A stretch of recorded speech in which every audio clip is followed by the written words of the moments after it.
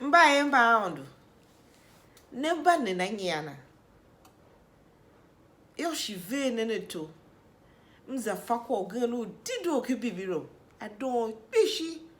Mava one. Nekpa ungwa ne. Shisi he ne kwa asha mimyongo. Kwa mlo olu ninyane. Kakwa kutakida utoru hihi tioki hapu ka utango luhwala. Uwa vyuri hihi la zanza nukuli. Kaipe siluhene kwa onda suwal nefisi nyangela. Yange tolu gane lu. Ilawe haba na tola kwa udona ondoga. Ishije tola lu tolu Israel. Na ki Israel ne. Vikla lu chivle ondoga shahemu nuto ve tolu haba ne. Na se ungwa ya profeti. Ugane profeti Elia. Profeti uondo. O tishibine. Aondo tindi unhile haba yeda olu ya. Anzana vihila nge. Shi Israel chi gemajimena na une tahavi une kra no ula ketala ga tanza. Sa yangi eva kumonla. Na Elia olu kwa ne ya chegba. Ondo ya hamyui yangi tindi Elia eda tolo habala vo. Na chegba ketala ya. Ondo gemaka Elia wone. Amo yem he kungwa gane kitaru charity. Na kitaru charity. Na uneza umvadi tindi ugogo vena kwa yama nyam. Vena nyamune ya. Shi una gemadi una manam gerem kungwa gane luhe na ka profeti yeza. Ada manam ada yehi kungwala. A manam gerem mala shi ugogo. Ugogo nifa kwa lugogo. Gugo ka kwa batu ya ye ravens la. Nyola ka yila ye raven. Na wanyono mbane ne. Useti si ye ugogo ne ma. Elia. Nyongu su undu talu Israel yem kiji ne. Maluda. Yankwa ugogo vino la. Viva ya odu kana jone ve na kwa ya pepe mana iki. Na ya viva na Elia ya. Shi mamgele mi kongwala. Ayanga ga kala ya hachu ya chegba. Nifa kwa olu chegba. There was famine and drought. Mgele ya maluga. Na kungwane pa mama uma. Na ondo shika Elia wone mo wangu tindi kwa sucho gane ke serefati ke shido ka kwa sila wone now anengishana. Na mo yem kagala yang ma Elia kwa shi ungwa kwa onda woya. Elia mo ma yem ki serefati ni. Asa no ke unira ngoku hunda gane amana nenge kwa se uganelu. Sanga ayere kyon kwa se cho shun jene. Ma kwa se cho la gbe sanga ne yere kyon aka kwa se la ma no wange ma wema. Kwa se ne o kwa se unira kesi ngele meva no amana ka une zashi. Ma nenge won kwa yana ha ma va no ma we ya. Kwa se la kana une nenge wa Ungwa ngwe chuku kwa kule wangu nongu mune kwa ya une yave wana momu nosu bebe yave kwechu wa klangwe kwaga na ya kadi chi kwa onu emijena ngu ka une nongu une ya one kwe na ma Elia ka na wone une zaya aye akpupa anakpupa poe vano sha wani ngwo shie mila mam kule mala eva no ta une hideshi une dai kwa ya une yave wana gaya tele ondu Israel go ka wene iteki mkule kila kie bega kie umaga kie bega iteki mgwe kila kie bega ishe mkule la pa umaga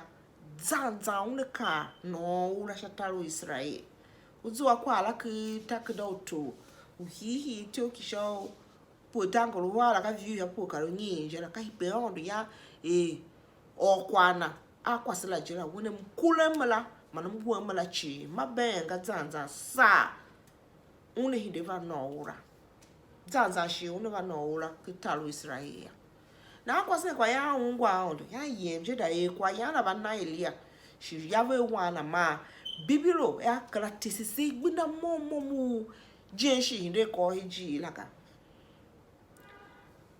shi jeni ko Elia shi kwasela ga hachu sinna jiji se kla oga ya yumba ya vulu kwa ya shachunye yanga tsaka yumba lu doje na yanga se ngwa ya wanu kwasi ne unosu ya kwasela ro wono na ya kwa be na mo ne pene wala ya lu veve do yanga ga sembu ava ya wani hi anga tavla ma wala ma pe wani ya pe ya shima vi kwasi cho ne azada ka Elia wone inave ya won lu ne na akwa na he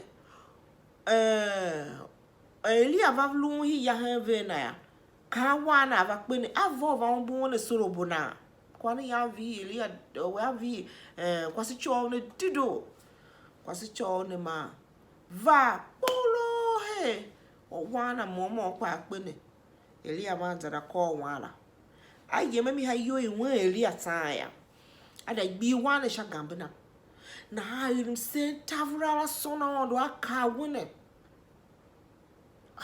ina no da te umo wane na ondo ma hinde umo wane ma weke wane na ha yirim se ne ma bi wala ha gambena ma ayirim se mana yav sha wala ya elim sene hungwa shi ahinde elim se shi ne shi da ya ha wana kuma kwana hana ta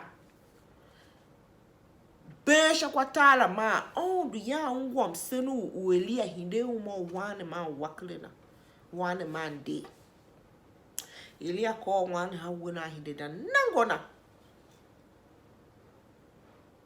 wa ngo wane ya nge wana ya kwasi cho ne ya kwala do na ka woni mimi onwe fahinye area kwa waru no edu kitwana ka mimi wilu on je tindi ya shi un fahinye area ka wolu on na haka ko bibiro wala bese kitaka do utolu hihi ti opo tangolo wa hi view me on tansa no kure ka ko mom da ove adom kame nemba yemba odo kwa minyime ne gamva mva ongwa ne jene aodu ungwa mbayina balamba vungwa na odu ya wa pakave sonu nkwa ya ka ongwa ve ina mana mo na ni negi ya yanga odu tindi profeti Elia eda la ma haba ya lutu ya Elia faji una da okwa la haba ona so kwa no fato wa pe yelu odu tindi ya ine na ya zatomla awon shikaye mosha ayeme da lukiki he okungwala alu gugo veva na nkwa ya fawe uwe mu latima hiji ka we wanyonu veva na wo machikwa ya no yakpa saul wejijiru na akolu na oye bia kwalo na ya ga atavu wolu mu ma ya Elia ungwa shi moye ugugo shiva na nkwa ya vu shilo makungwa mtawe valune Elia shi moye kitalu gane shi ondo da kwa vole yantindi Elia na Elia kwa shi ya ungwa ondo kwa vatele Elia shi tele kwa sicho ulu yangi ondo tindi Elia hinane ya Elia elomse shi ondo ungwa hela patega ni negi kwa sicho ne ba ondo yanka wone wan valitindi kwa sicho negi shana kwasi chone yelu kwa yano chuku masishine miune yave wana ba yan kwasi chone hachu ka oda o kwa dishi hachu ondo yava no olena une na Elia kwa yaya yage yenina ya ungwa shi shamio yondo kumasi jimo kane ya ondo wasu de wa shi hide no ba yemba ondo ungwa ne mamale hene ungwa ungwa ne miwe ondo hachu aondo ungwa mbalamba ungwa ya alungu ungwa na ondo ya wukwa kwa tselu uva yilo o kitakido Yeremia iti o kisha kinu gbe karuta viru sha utala eva yila amvengse na uva yilo on vengse heba chije shienu wukpo olu ungwa wela ya Elia ungwa we ya shimana ya inde wa by na Elia yang chi gba na gba Elia ya lu kwa ya o machi na lu na Elia kwa ya kijila ka kwa yang gogolo na Elia kwa ya kwasi cho ne mgwem na mara nkule na ya makala umaga achu ungwa meyondo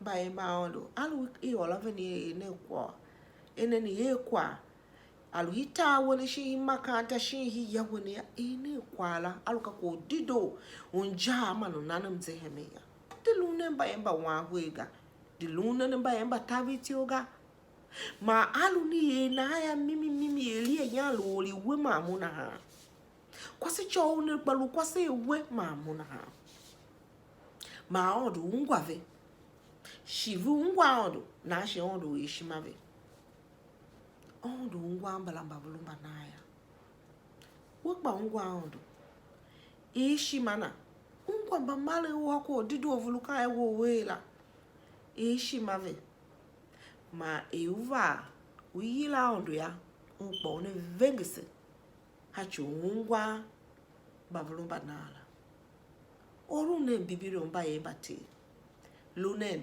dido aonda vene msone che